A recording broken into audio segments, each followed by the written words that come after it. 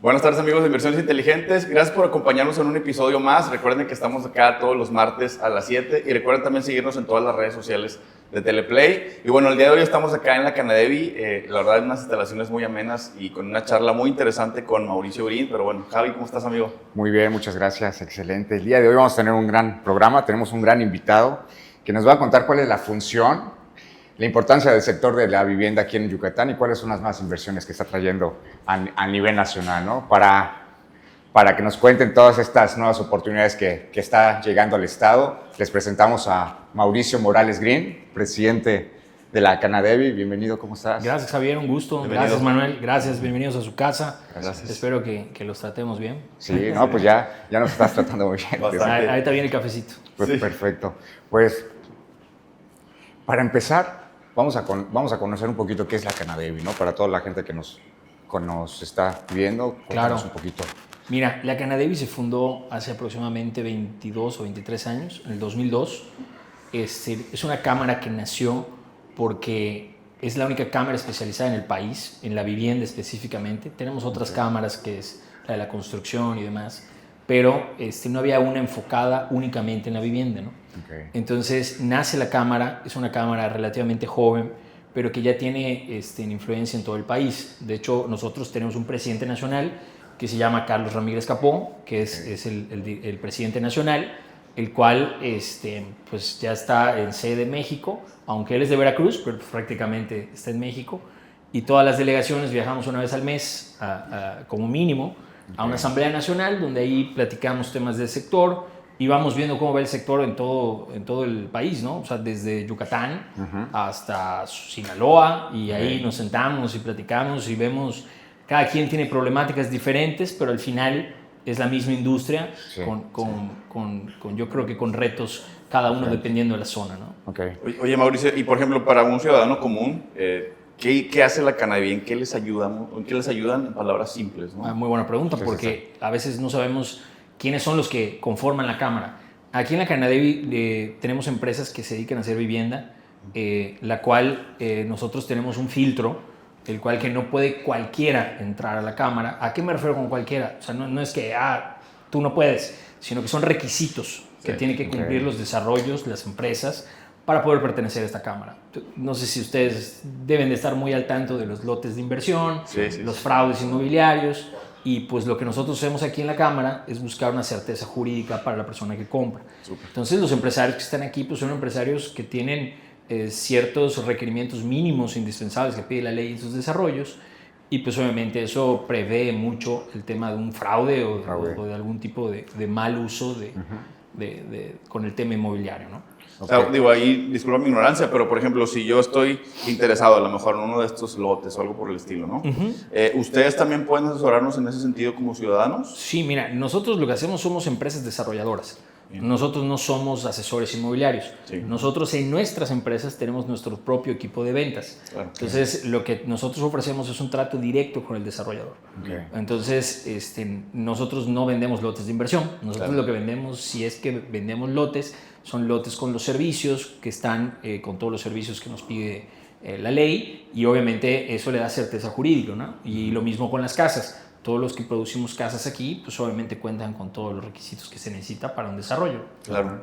Okay. Y muy importante la parte de la certeza legal, ¿no? Que hoy en día muchos te hablan de inversiones o de lotes, pero sí tienes que tener siempre al final como un inversionista pues toda la certeza legal, que es la más importante y que no te va a dejar mal parado. Sí, la verdad es que eso es algo que hemos visto en los últimos años.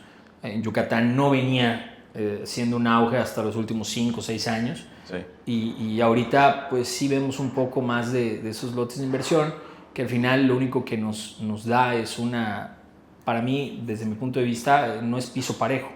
¿Por qué? Porque nosotros los que desarrollamos la vivienda y hacemos infraestructura, dotamos de todos los servicios una vivienda o un lote, y después ves el al lado que pues no tiene ningún permiso, no hace ningún servicio. Después para que se los entregue al municipio y a ver qué hacen. No, pues es que no lo pueden entregar al municipio porque a veces, la gran mayoría de veces ni existe.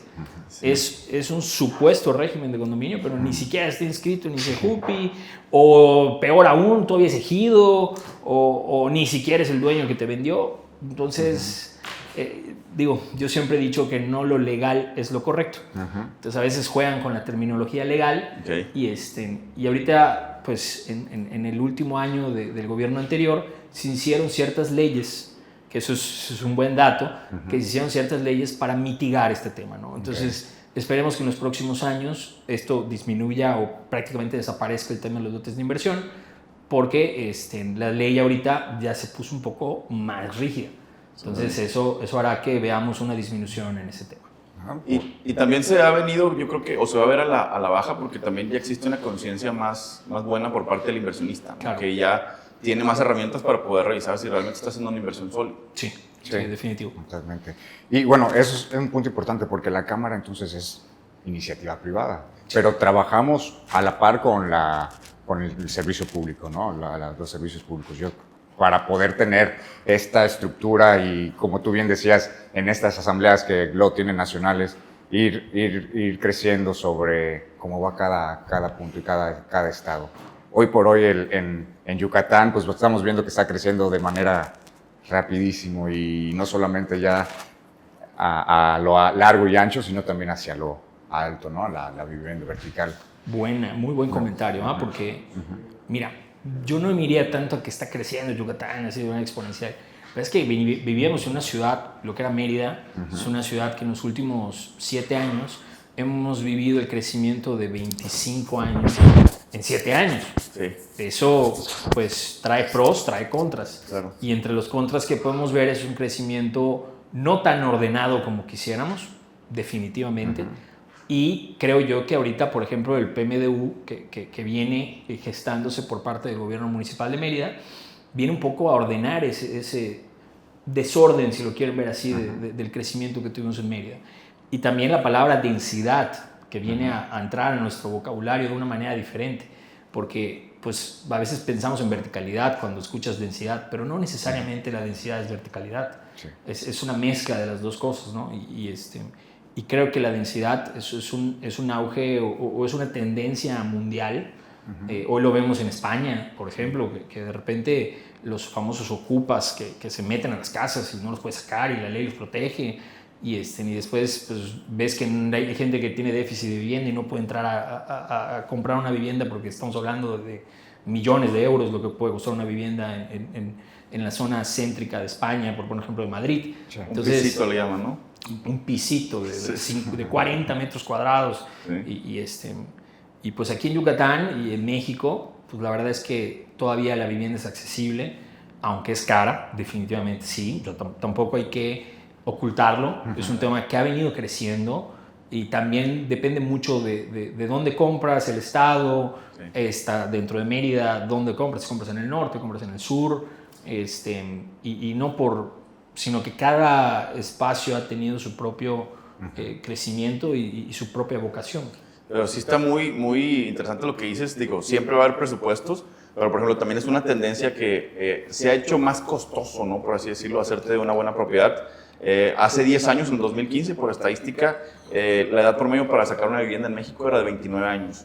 Hoy, 10 años después, es de 39 años. Entonces te das cuenta cómo existe esa brecha, porque también pues, económicamente pues, tienes que tener mayores recursos para poder hacerte de una buena propiedad. Sí, y van subiendo los precios, ¿no? Esa es otra cosa que queríamos preguntarte. ¿Tú cómo ves, por ejemplo, esta política arancelaria que hay, ¿no? ¿Cómo ha afectado el tema de la construcción, ¿no? Y cómo va a seguir afectando. Tú que tienes esta oportunidad de estar con todos estos empresarios a nivel nacional, ¿cómo ven el mercado aquí inmobiliario y los precios van a seguir aumentando? Digo, ¿están competitivos? Sí.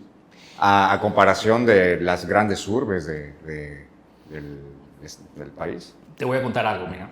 Creo que vale la pena puntualizar para que tengamos una escala de lo que podemos ver en otros estados, que muchas veces decimos es que en Yucatán no hay vivienda económica y es inaccesible, y escuchas de todo, ¿no?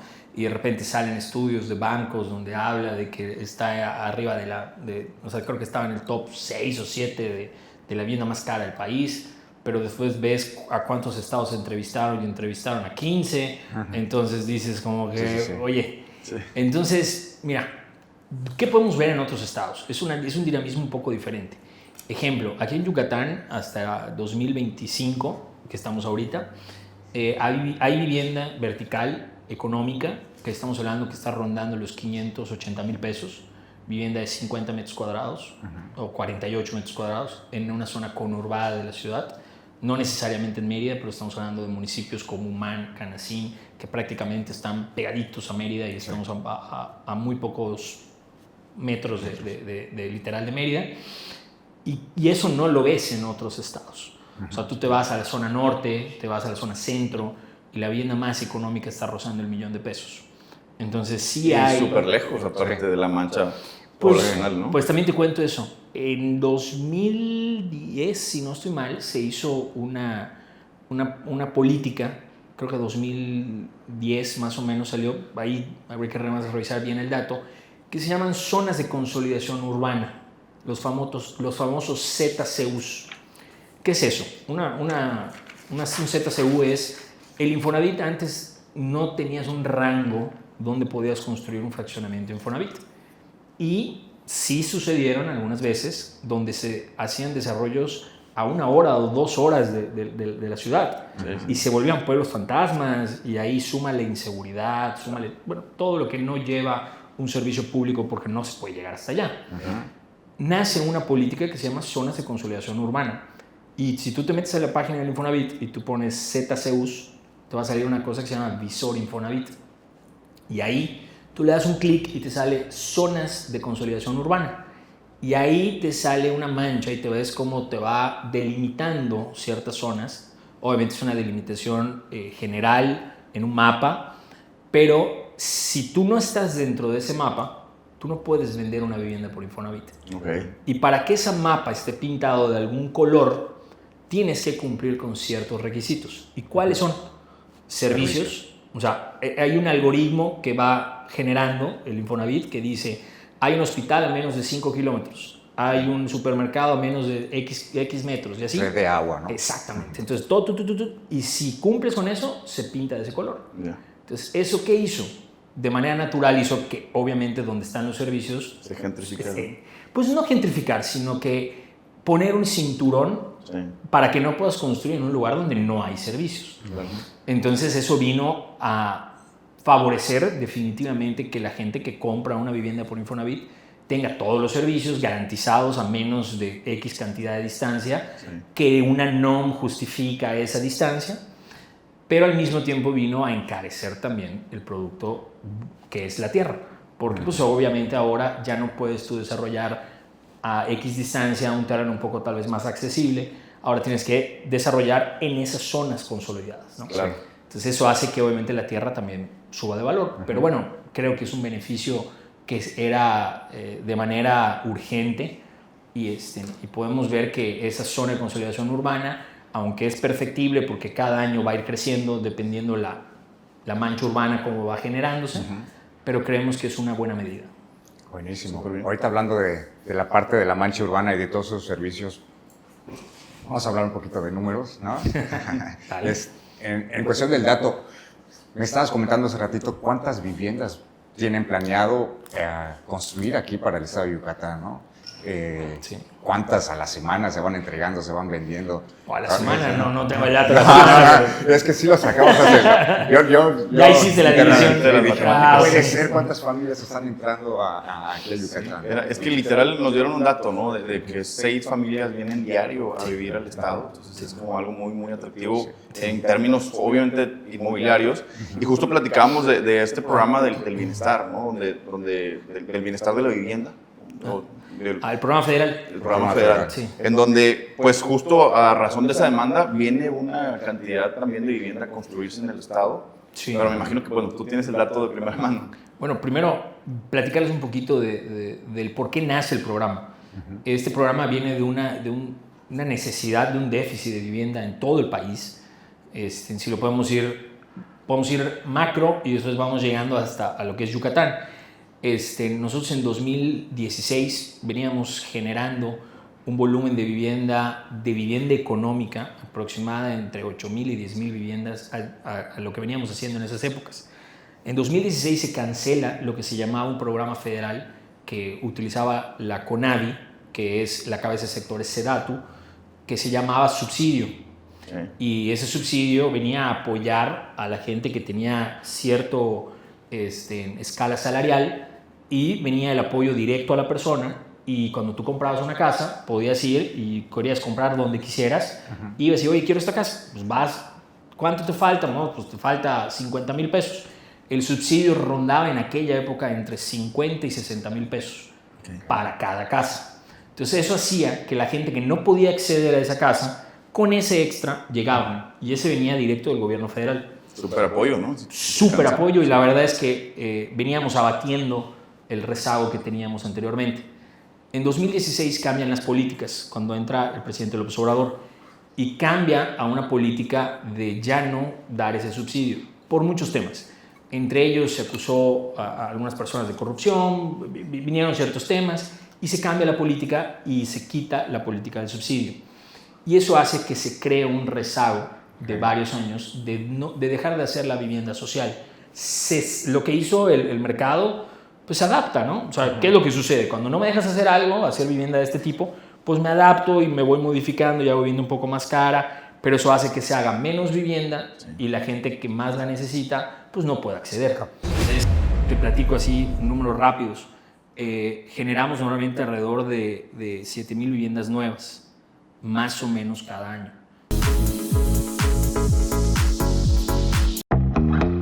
Tu publicidad en nuestro canal. ¿Quieres contactar con nosotros? Envíanos un correo, escríbenos en nuestras redes o envíanos un WhatsApp al 9992 44 73 76. Estamos en Cableras de Mérida, el interior del estado y Quintana Roo. Un canal online 24/7 y presencia en redes sociales. Teleplay, cada vez más cerca de ti. Continúa viendo toda la programación de Teleplay en nuestras redes sociales. Encuentra las entrevistas, los programas anteriores e información en la página teleplay.tv o en nuestras redes sociales como Teleplay Sureste y Teleplay Noticias. Descarga nuestra app en iOS o Android, o si tienes un dispositivo Roku o tu televisión inteligente cuenta con Roku, encuéntranos como Teleplay Sureste y agrega nuestra app.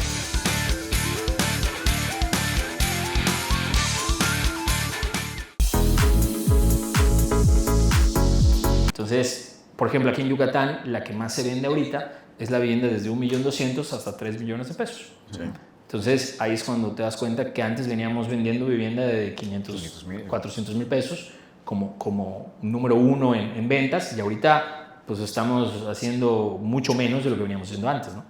Entonces, de esa política nace el programa con la presidenta Claudia Sheinbaum, de que ahorita pues vemos un rezago habitacional de prácticamente 11 millones en el país. Aquí en Yucatán, las cifras que tenemos oficiales es de 173,000 derechohabientes del Infonavit que pueden ejercer un crédito de 2 salarios mínimos, hasta 2.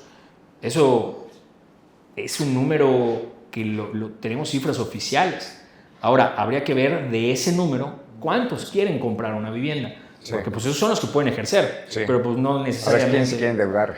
Sí. Exacto, ¿no? Pero también, digo, ahorita platicando un poquito del programa, te voy a contar las benevolencias que tiene el programa también, porque sí está dirigido a la gente que menos gana, y eso la verdad es que es un tema de también justicia social. O sea, el empresario intenta, pero pues si no hay políticas públicas que vayan dirigidas a esos segmentos, pues a veces no hay dinero que alcance, porque igual hay que tener en cuenta los costos que nos genera todos los derechos, permisos, patentes.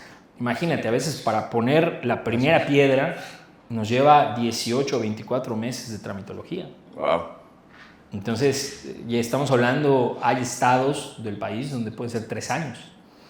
Entonces, ahí es cuando dices, oye, ¿cómo quieres que yo baje el precio de una vivienda si la inversión la tengo estacionada? Por poner un ejemplo, compro el terreno y al día siguiente empiezo mis trámites y pongo la primera piedra en 24 meses. Sí, o sea, es complicado en temas de inversión. Sí, directamente.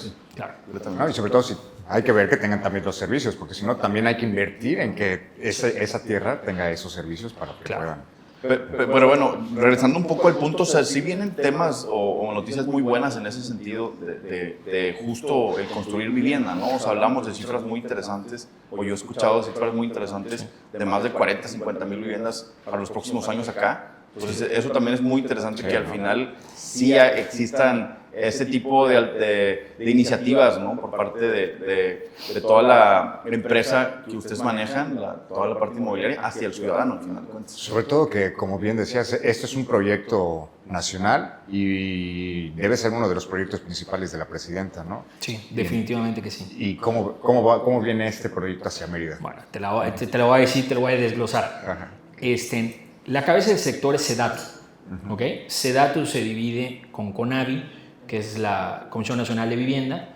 La Comisión Nacional de Vivienda se proyecta a hacer vivienda para la gente que no está afiliada al Infonavit.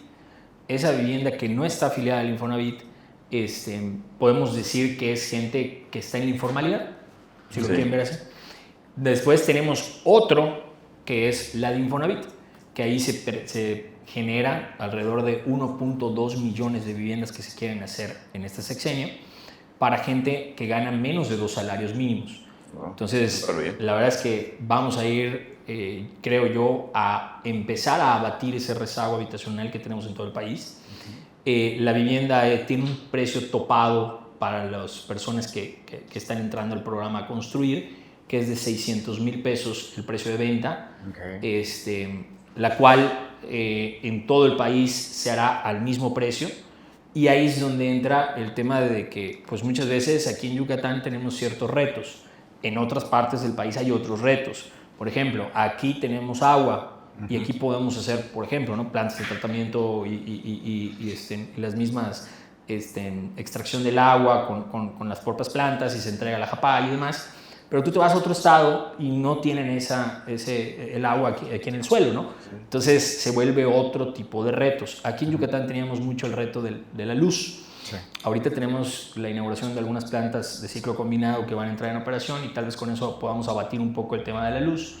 Pero, por ejemplo, aquí en Yucatán lo que estamos teniendo ahorita como reto es que la mano de obra está bastante más encarecida que otras épocas. Y eso lo venimos viviendo desde el Tren Maya. Vino un incremento muy alto en los sueldos que se generan acá. Sí. Y ahorita es uno de los retos un poco, no solo el déficit de mano de obra, sino también de lo que es el costo de mano de obra, ¿no? Pero bueno, entrando un poquito a números, te decía, regresando ahora para ver aquí en Yucatán, se están proyectando alrededor de 50,000 viviendas con el programa federal, las cuales quieren hacer 10,000 por CONAVI y alrededor de 40,000 por Infonavit. Está muy bien. Sí, y esas 40,000 algunas ya se empezaron. En la zona de Canacín se empezaron, en la zona de Humán. Sé que están por darse en la zona Progreso, que es zona Flamboyanes, y sé que hay otras más por la parte de CONAVI, que serán más en municipios, no necesariamente en Mérida, pero sí en otros municipios del estado, ¿no? Y ahí se van a repartir esas 10,000 viviendas. Esas se van a entregar de aquí a que termine el sexenio. Se van entregando año con año. Entonces se van a ir repartiendo año con año hasta llegar a las 40,000. Buenísimo. Está muy bien. Muy bien. Sí. Oye, y hablando de, pues, impresionante, ¿no? Cómo van creciendo viviendas y cómo va llegando gente, de dónde va llegando más gente. Bueno, eso es buenísimo para el Estado que va creciendo en economía, ¿no? Y esa es la pregunta que te voy a decir. ¿Cuál es la derrama económica que representa el año en cuestión de la venta de vivienda? Sí, aquí en mira, aquí tengo algunos números. Para empezar, comentarte lo que generamos nosotros de PIB. El PIB en la vivienda en el país genera el 5%. Aquí en Yucatán representa el 11%. Estamos prácticamente al doble. Y los números que venimos llevando en cada año, prácticamente generamos alrededor de 9,500 millones de pesos aquí en Yucatán. En Yucatán. Y te platico así, números rápidos. Generamos normalmente alrededor de 7,000 viviendas nuevas, más o menos cada año. Y se divide en escalas, desde vivienda económica, media y residencial, que digo, es la que tiene ahorita la que más se vende es la vivienda media. Y la derrama económica, pues sí viene estimada desde el 2023 prácticamente en una constante, no tanto incremento ni tanto decrecimiento, pero ha sido una línea constante, ¿no? Y la verdad es que sí, en este año, por ejemplo, al corte del 31 de julio ya tenemos vendidas alrededor de 3.300 viviendas. O sea, prácticamente estamos al 50% a un 40% del último corte. O sea, ¿qué quiere decir? Que vamos bien. Sí, ¿no? ahí va. Entonces, se deben de llegar a cumplir esas metas. Sí. Y estos números son de pura vivienda de iniciativa privada. A esto habría que sumarle la vivienda del bienestar. Sí. O sea, la vivienda del bienestar viene a ser un complemento de lo que nosotros hoy no podemos hacer porque no nos deja el mercado hacerlo con este programa federal, que bueno, igual no les platiqué, pero ese programa federal viene con ciertos incentivos. ¿Y cuáles son esos incentivos? No se paga ningún derecho, patente, permiso, solicitud, tanto los gobiernos municipales, estatales y federales, no se pagan licencias, no se paga nada de eso. Eso lo absorbe el gobierno. También el tema financiero. Nosotros normalmente pedimos créditos puentes para poder generar los desarrollos. En este caso no. Viene el financiamiento dado por parte, cuando son de Infonavit, por Infonavit, por cuando son de Conavi, por Conavi. Y eso puede abatir mucho el costo de la vivienda, ¿no? Sí. Y por eso podemos generar ese tipo de vivienda. Hay que también hacer el comentario, esa vivienda tiene una tipología específica. No puede ser menor a 60 metros cuadrados de construcción. Claro, está muy bien, porque al final no estás comprando tampoco un muy pequeño pedazo. Es correcto. De tierra. Y ahí va a haber diferenciación. Ejemplo, hay zonas donde se van a hacer viviendas de 60 metros cuadrados, pero serán tipo departamento, de 4 niveles. O sea, planta baja, 1, 2 y 3. Okay. Para que no necesites elevador, nada, pues subir, bajar. Y habrán tal vez en otras partes del estado viviendas que sean tal vez dúplex, tal vez que sean 3 pisos. O sea, hay cierta mezcla y eso depende mucho también del costo del suelo. Porque igual, pues obviamente dependiendo qué tan cerca de la ciudad, es un poco más costoso, ¿no? Entonces ahí va a haber una diferenciación, pero al final la construcción, que son 60 metros cuadrados, estarán prácticamente en todas las tipologías. El mínimo indispensable son 60 metros cuadrados. 60. ¿Ese subió? Antes era... Pues no había un mínimo. No había mínimo. No había mínimo, pero se venían haciendo viviendas de 47, 48 metros cuadrados. Entonces... Sí, para que puedan aplicar para Infonavit. Es correcto. Que son... Antes, esa casa de 48 metros cuadrados eran de 2 recámaras, sala, comedor, cocina, pero todo un poquito más pequeño. Sí. Ahorita con los 60 metros cuadrados se genera una casa un poco más, obviamente, generosa, Sí. pero tal vez sacrificamos un poco el tema del patio, pero es una vivienda más grande, ¿no? Sí. Y obviamente que cumple con todos los requisitos que pide el Infonavit. No, pues está súper bien. Y bueno, vienen muchas oportunidades definitivamente para el ciudadano. Vienen muchas viviendas que definitivamente pues, son oportunidades para hacerse de una propiedad, ¿no? Que es algo muy importante que hablamos, que ha crecido la edad en ese sentido. Oye, y pues ya casi estamos terminando el programa, se fue bastante rápido con toda la información muy interesante que tenemos, pero siempre hacemos una pregunta por acá a nuestros invitados, ¿no? Siempre esa pregunta, yo antes de esa quería preguntarte, ¿cómo es que llegas a ser presidente ahorita de la Canadevi, no? Buena pregunta. ¿No? Para empezar, porque sé lo que dijiste, algo es que a ti te apasiona las bienes raíces, ¿no? La construcción. Yo creo que por ahí va. Mira, pues para empezar, yo vengo de una familia viviendera. Mi abuelo empieza, mi papá lo sigue y aquí estoy yo. Aquí estamos. Entonces, literalmente, desde chico, desde niño, me acuerdo era súbete al coche y vamos a la vuelta. Y esa vuelta no era la plaza, era vamos a las obras, vamos a ver esto. Y crecimos así. Y la verdad es que desde familia viene ese gusto, ¿no? También, creo yo que empiezas a forjarte conforme vas creciendo y cumples los 18, 19 años y empiezas ya como a ver el mundo un poco diferente, pues en ese momento específicamente, pues ahí nos metimos más a la empresa. En ese momento no lo estábamos pasando muy bien. Me dediqué en cuerpo y alma a darle la vuelta y la verdad es que fue muy satisfactorio cuando vas creciendo y te vas dándole la vuelta. Y ahorita ya pues te puedo decir que llevo alrededor de 15 años haciendo esto. Entonces, ¿Ya como cuántas viviendas has entregado? Fíjate que no tengo el número, no llevo el número, pero pues en los últimos 5 fraccionamientos que hemos entregado pueden ser alrededor de 800 viviendas. Oh, padrísimo. Sí. Oh, padrísimo. Y la verdad es que es una satisfacción muy grande. Sí. Definitivamente siempre hay margen de mejora, porque igual a veces es complicado, muchos se quejan y dicen, no, es que los desarrolladores inmobiliarios y los constructores y esto y lo otro, pero no saben todo lo que se arriesga también. Sí. Nosotros arriesgamos todo. En un desarrollo que te salga mal, puedes perder todo. Es mucha inversión la que se hace, ¿no? Muchísimo. Y como en todos lados que tienes que tener vocación para eso, así como tu vocación para ser servidor público, pues también tienes que tener vocación para desarrollar, porque pues es una presión, Sí. ¿no? Entregar, son muchas viviendas y todas las... Sí, los tiempos te los comen y tiempos, todo. sí. Eso es padre. Digo, a mí, en lo particular me gusta mucho, entonces sí te entiendo un poco. Un arte, es un arte, la verdad. Es un arte. Buenísimo. Bueno, entonces, ya conociéndote un poquito más respecto a eso, ¿cuál ha sido la inversión más inteligente que ha hecho Mauricio Morales? No quiero sonar romántico, pero creo que la mejor inversión es en la familia. Okay. Y lo digo de verdad. Sí. No hay nada como invertir en tu familia, porque son las bases. Puedes dedicarte a lo que quieras, pero si tú no estás bien, tu familia no está bien, la gente que quieres no está bien, pues no te puedes desarrollar. Entonces yo los invito a todas las personas a primero estar bien. Y ahora si nos vamos al tema financiero, que va por allá la pregunta, creo yo que es muy importante invertir en lo que te apasiona, lo que todos los días te motiva. ¿Por qué? ¿Por qué me refiero con eso? A mí me motiva la vivienda, a mí me motiva hacer vivienda, desarrollos, demás. Entonces te puedo decir que la mejor inversión es invertir en tierra.